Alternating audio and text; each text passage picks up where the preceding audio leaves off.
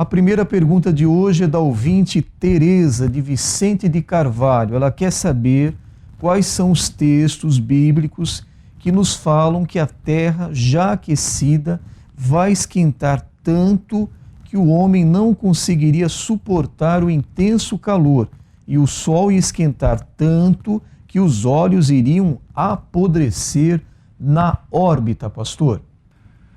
Bom, nós queremos apontar em primeiro lugar um texto do Antigo Testamento, no livro de Zacarias, 14, versículo 12. Talvez você possa razoar, mas o Antigo Testamento, ele pode entrar num assunto assim ligado aos últimos acontecimentos. Eu já tenho dito aqui que o livro de Daniel é um livro que se completa no livro do Apocalipse. Tanto é que Daniel, no último capítulo, capítulo 12, ele fecha o seu livro dizendo que acontecimentos outros se dariam no final dos tempos. E Zacarias também tem uma colocação nesse capítulo 14, versículo 12, que diz: "E esta será a praga com que o Senhor ferirá todos os povos que guerrearam contra Jerusalém.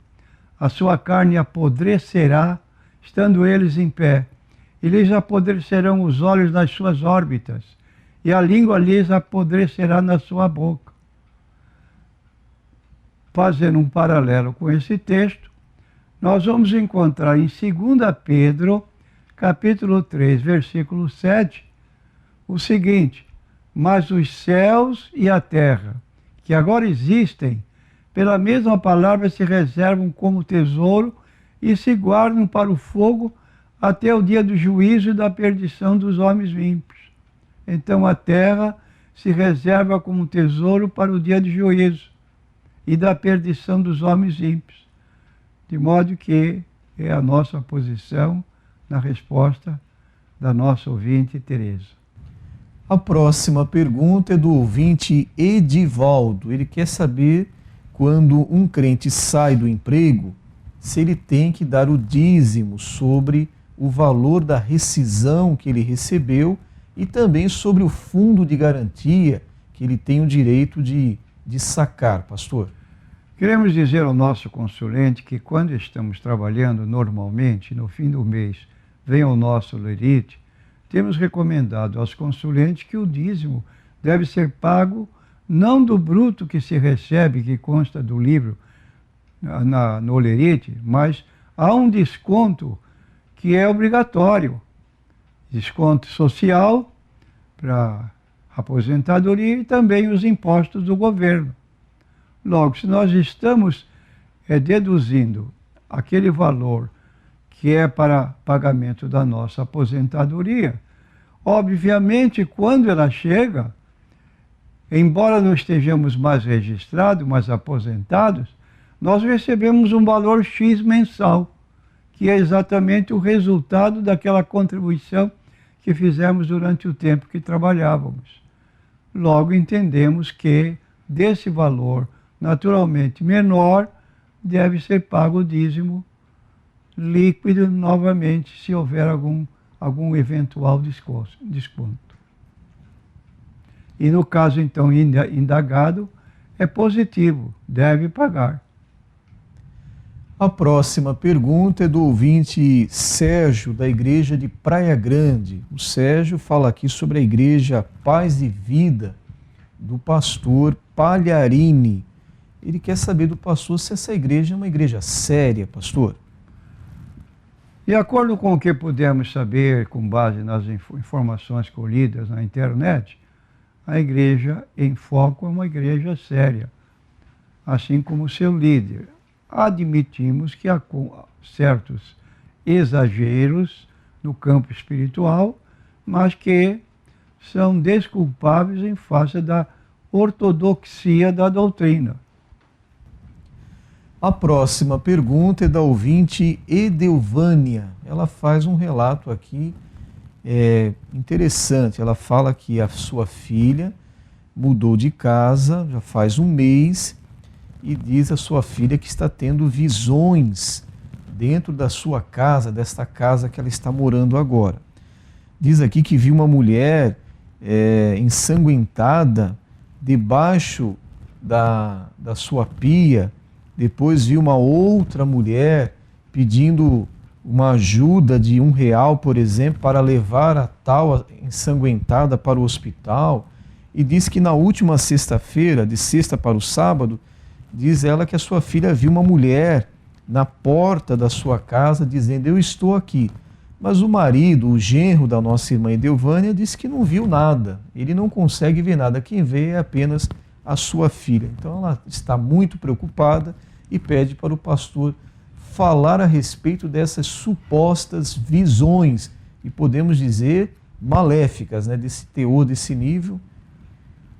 Em primeiro lugar, nós consideramos uma hipótese de alteração mental. Deve ter ocorrido alguma coisa com a filha, e notadamente nós nos permitimos apontar filmes terroristas, e em seguida à noite, lá pela meia-noite que passam esses filmes, a pessoa vai dormir, a sua cabeça está cheia de pensamentos que atordou a pessoa, ela não pode dormir com aquela força de tanta coisa que ela viu horrível. E o que ela vai sonhar? O que ela vai sentir? Vai sentir o efeito de um filme de terror. Porque não faz uma experiência proibindo a filha não ver filme desse tipo, para fazer um juízo melhor. Um segundo ponto, podia ir a um médico que pudesse dar uma informação. Caso contrário, se o assunto for mesmo tão forte como se descreve, nós queremos recomendar a uma pessoa que é infalível, é Jesus Cristo. Nós encontramos no capítulo 8 de Lucas, versículo 27 a 30, um relato espantoso de um homem que não dormia mais em casa, andava pela noite perambulando, quando se cansava dormia num sepulcro, e era um terror para os habitantes daquela região, que não sabiam mais o que fazer, porque quando ele era preso, ele arrebentava os grilhões e saía sempre na mesma disposição de assustar as pessoas que o viam nessa condição. Agora, quando Jesus entrou, ele próprio se antecipou e veio dizer para Jesus: Senhor, que temos nós contigo? Vieste atormentar-nos antes do tempo? Significando isso, que eles, os demônios, têm consciência de que o lugar deles é o inferno.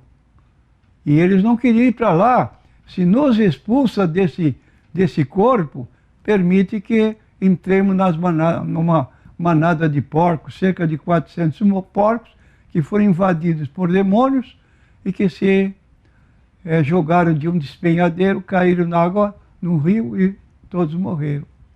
Então há essa opressão diabólica na vida da pessoa. Nós também temos no Novo Testamento um homem procurando Jesus e dizendo para ele que o filho dele passava muitos tormentos, porque quando passava perto de um lago, qualquer coisa onde havia água, o demônio pegava o filho para ver se matava a criança afogada.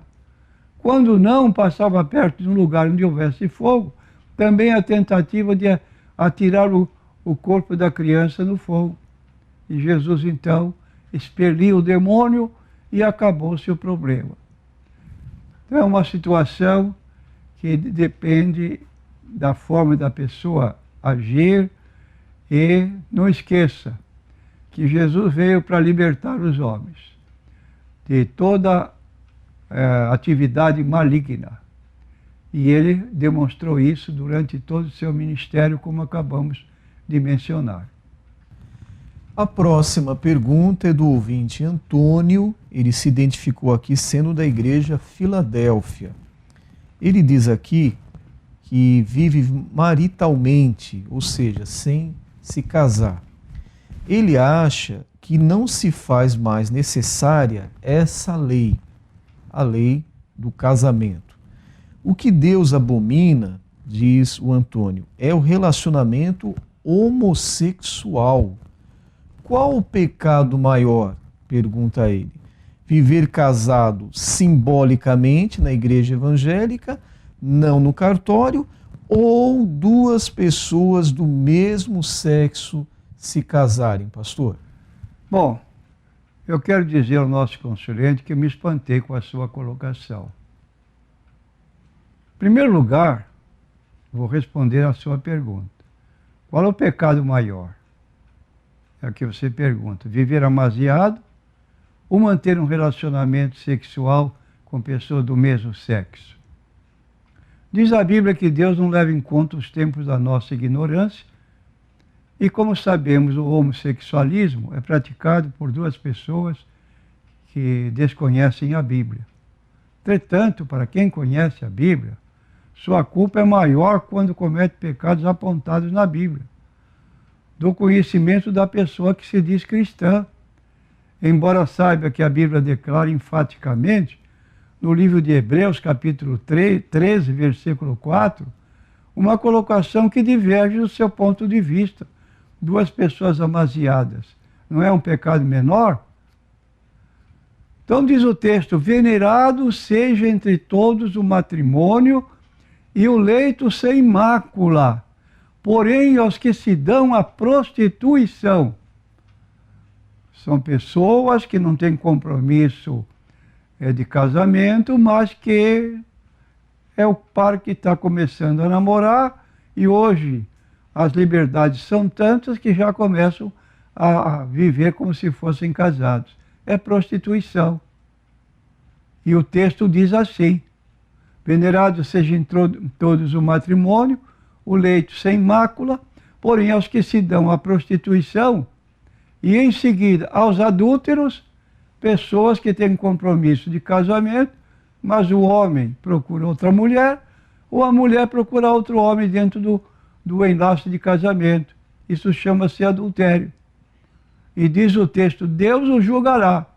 Então, duas situações reprováveis são apontadas no texto bíblico. Para os solteiros, qualquer ato sexual fora do casamento está havendo o pecado de prostituição. Sendo casado, um dos cônjuges que fizer sexo com pessoa de fora, seja o homem ou a mulher, marido ou mulher, cometendo o pecado de adultério. E lemos ainda na Bíblia que devemos evitar também a prostituição. Cada casal viva com o seu próprio marido, é o que nós lemos em 1 Coríntios 7, versículo 1 a 3. Ora, quantas coisas que me escrevestes, bom seria que o homem não tocasse mulher, mas por causa da prostituição, exatamente por isso, para evitar o pecado, sem o compromisso de casamento, cada um tem a sua própria mulher e cada uma tem o seu próprio marido. O marido paga a mulher a devida benevolência e da mesma sorte a mulher ao marido. Isso significa que deve haver compromisso de casamento mútuo. É o chamado deveres matrimoniais. A mulher não pode negar seu marido quando ele a procura. Da mesma forma, o marido não pode negar-se para a sua esposa quando o procura. Então diz, o marido paga a mulher a devida benevolência e da mesma sorte a mulher ao marido. E ainda a Bíblia recomenda obediência às autoridades constituídas. Isto posto, o casamento só é válido perante a lei quando realizado em cartório de paz. Com juiz autorizado, o casamento autorizando, mas as testemunhas que ali vão dar o seu assentimento de que os dois são solteiros e sem compromisso fora, e fora esse ato legal que a Bíblia recomenda respeitar as autoridades, o casal que se junta está vivendo em prostituição ou em adultério. E ainda para concluir, em 1 Coríntios, capítulo 3, versículos 16 e 17. Não sabeis vós que sois o templo de Deus, que o Espírito de Deus habita em vós? Se alguém destruir o templo de Deus, Deus o destruirá, porque o templo de Deus que sois vós é santo. Muito bem, a próxima pergunta agora é do ouvinte Tiago, da Igreja Assembleia de Deus de São Vicente. O Tiago diz assim para o pastor: Pastor, como os calvinistas explicam a queda do diabo e dos anjos? Deus predestinou o diabo e os anjos ou lhe concedeu livre arbítrio? Se Deus predestinou, não seria o criador do mal? Se Deus concedeu-lhe livre-arbítrio, não seria contrassenso o ensino calvinista, pastor?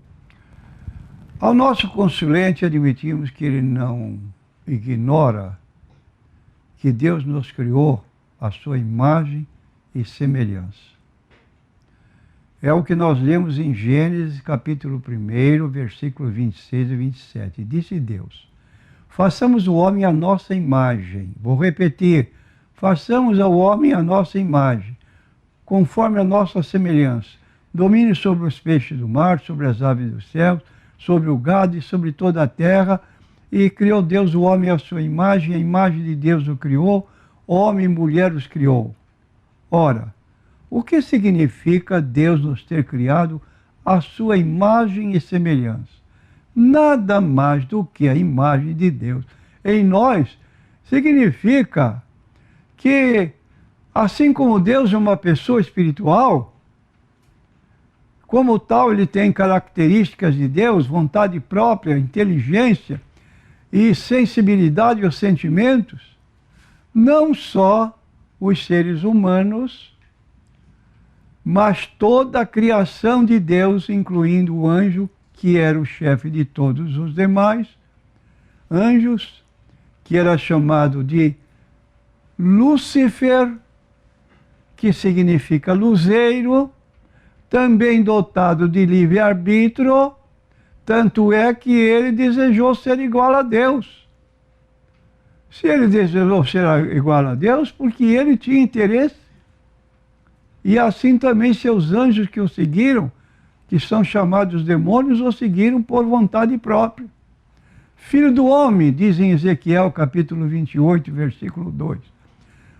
Dize ao príncipe de Tiro: assim diz o Senhor Deus, porquanto o teu coração se elevou e disseste: eu sou Deus, sobre a cadeira de Deus me assento, no meio dos mares, e não passas de um homem, e não és Deus, ainda que estimas o teu coração como se fora o coração de Deus. Perfeito era nos teus caminhos desde o dia em que foste criado, até que se achou iniquidade em ti. Para quem é esta mensagem do livro de Ezequiel? Exatamente para Lúcifer. E ele deixou então tudo por causa da sua preocupação em ser maior do que Deus. E isso é iniquidade, de modo que ele usou do seu livre-arbítrio para tomar uma posição contrária a Deus. E o lugar dele já está reservado. Mateus 25, versículo 36, 41, repito. Está lá. E dirá aos que estiverem à sua esquerda: apartai-vos de mim, malditos, para o fogo eterno, preparado para o diabo e seus anjos. Veja que o inferno não foi preparado para nós. Então pergunto, qual a culpa de Deus na escolha feita por Satanás querendo ser igual a Deus? Qual a responsabilidade de Deus porque Lúcifer levou um número avultado de anjos que o acompanharam na rebelião contra Deus? O castigo dele demais já está apontado, como nós já apontamos aqui. Então não vamos lançar culpabilidade em Deus, porque ele, cada um de nós, é responsável por si mesmo.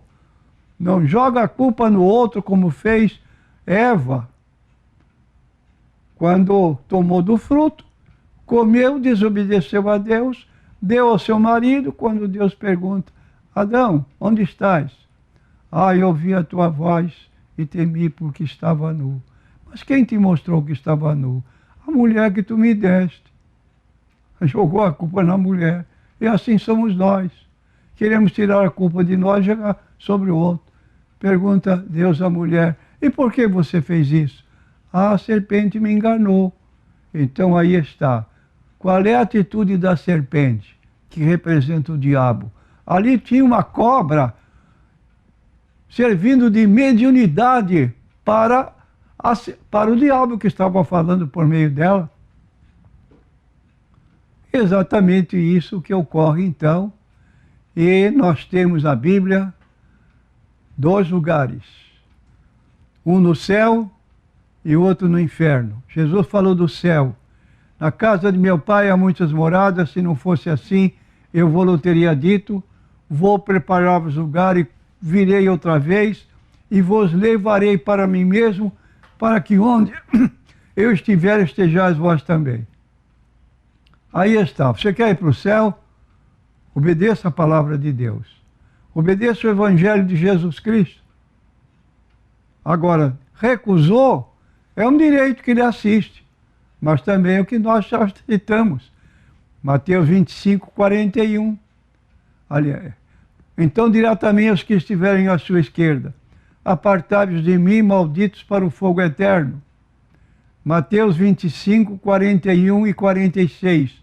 Agora o 46, então dirá também aos que estiverem à sua esquerda, apartai-vos, malditos, para o fogo eterno, preparado para o diabo e seus anjos. Irão estes para o tormento eterno, mas os justos para a vida eterna. A próxima pergunta é da ouvinte Vera. Ela diz aqui que ouviu o filho do pastor Josias, Assembleia de Deus de Cubatão, dizer que o Senhor Jesus não é a rosa de Saron. Ela pergunta ao pastor, é verdade isso, pastor? Sim, é verdade. O livro de Cantares apresenta um diálogo alternante entre a Sulamita, que seria a esposa de Salomão futuramente, e o seu amado. E é preciso ler cada versículo com atenção para identificar quem está falando. No fim do capítulo 1, o noivo diz, eis que és formosa, ó amiga minha, eis que és formosa, os teus olhos são como os das pombas. E a noiva responde, eis que és gentil e agradável, ó amado meu. O nosso leito é viçoso, as traves da nossa casa são de cedro, as nossas varandas de cipreste. Já no capítulo 2 de Cantares, versículo 1, a noiva que terminou falando no fim do capítulo 1 prossegue, eu sou a rosa de Sarão, o lírio dos vales. No versículo 2, o noivo responde, qual o lírio entre os espinhos, tal é a minha amiga entre filhas, deixando claro que rosa de Sarão e lírio dos vales se referem à noiva. Portanto, é a donzela sulamita quem diz, eu sou a rosa de Sarão, o lírio dos vales. Cantares 2:1. Posto que, logo em seguida, o noivo responde, qual lírio tal é a minha amiga? Cantares 2, versículo 2. Ela se compara às flores simples dos campos, numa possível demonstração de que não estava acostumada à aristocracia de Jerusalém. Saron é a planície litorânea, imediatamente ao sul do Monte Carmelo, conforme a Bíblia de Estudo Pentecostal, na página 984. Então aí nós temos a resposta. Não é Jesus.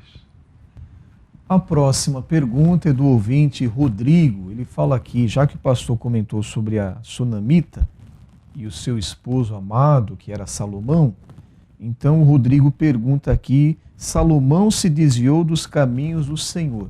Ele quer saber se ele perdeu a salvação, pastor. Nossa posição é que sim. O mais rico rei de Israel, aquele a quem Deus havia dado tanta sabedoria, que os reis das outras nações estavam vindo para ouvi-lo. No final, com toda essa honraria que lhe foi prestada, virou seu coração para longe de Deus e longe da sua palavra.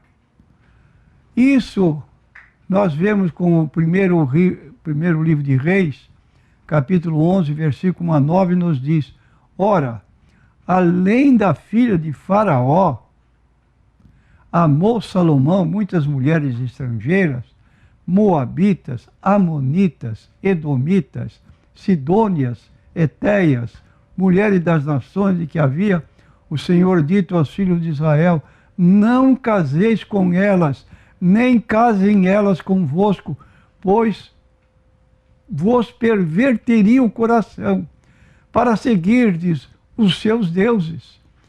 A esta se apegou Salomão pelo amor. Tinha 700 mulheres princesas, 300 concubinas, e suas mulheres lhe perverteram o coração. Sendo já velhos, suas mulheres então perverteram o coração para seguir outros deuses. E o seu coração não era fiel para com o Senhor seu Deus, como fora do seu pai Davi. Salomão seguiu Astarote, um ídolo representando uma mulher, deusa dos sidônios, e a Milcom, abominação dos amonitas. Assim fez Salomão o que era mal diante do Senhor e não perseverou em seguir inteiramente ao Senhor, como Davi, seu pai.